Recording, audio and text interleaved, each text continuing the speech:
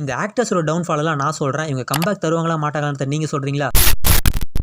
ஃபர்ஸ்ட்டாக பார்த்தீங்கன்னா ஜெயம் ரவி தான். ஓ மன்னிக்கவும் நம்ம ரவி மோகன் தான். நறுக்கி எறிஞ்சு புடுவேண்டி. Jayam, M Kumaran son of Mahalakshmi, உனக்கும் எனக்கும், சந்தோஷ் ரவுனின்னு சொல்லிட்டு பேக் டு பேக் கிட்ட கொடுத்து ஒரு காலத்தில் கொடி கட்டி பறந்தவர் தான் நம்ம ரவி மோகன். பட் ஆனால் அதுக்கு ஆப்போசிட்டாக அப்படியே இப்போ நிறைய டவுன்ஃபால் அவர் ஃபேஸ் பண்ணுறாரு. இதுக்கெல்லாம் சேர்த்து வச்சு ஃபுல் ஸ்டாப் வைக்கிற மாதிரி நம்ம எஸ்கே கூட சேர்ந்து பராசதி மொழியில் நடிச்சிருக்காரு. ப்ரொடக்ஷன் கம்பெனி ஆரம்பிச்சு ப்ரோ கோடுன்ற மாதிரி ப்ரொடியூஸுமே பண்ணுறாரு. இது போக ஆக்டிங் சைட்லேருந்து டேரக்ஷன் சைடு வந்து யோகிபா வச்சு டேரக்ஷன் வேறு பண்ணுறாரு. இந்த மூவிஸ் தான் வெளில வந்தால் தான் தெரியும் கம்பேக்கால திருப்பி கோ பேக்கானு. அடுத்ததாக பார்த்தீங்கன்னா ஜிவிஎம் தான். தமிழ் சினிமாவில் மனிதத்துக்கு அடுத்து லவ் ஜானர் மூவிஸில் இதில் ரீப்ளேஸ் பண்ணுறதுக்கு யாருமே இல்லைன்னு இருக்கும்போது வந்தவர் தான் நம்ம ஜிவிஎம்.